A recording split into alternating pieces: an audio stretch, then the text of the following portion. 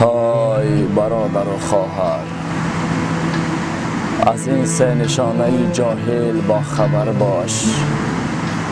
ابو دردا الله رحمت و مغفرتش فرماید سه نشانه جاهل را برای ما و شما خوب بیان کرده است تا اینکه ما جاهل را شناسیم.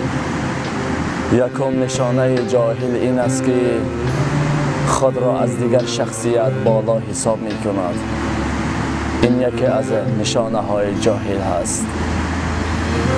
دوم نشانه جاهل این است که بسیار سخن می گوید اما سخنش بیهوده است، بیفایده است.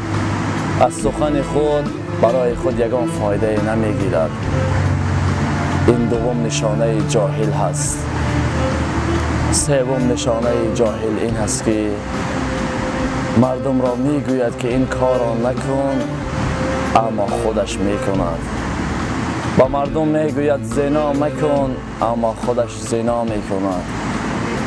می گوید عرق منوش اما خودش می نوشد. می گوید دروغ مگو اما خودش می گوید. مردم را می گوید که این کار را نکن اما خودش می کند.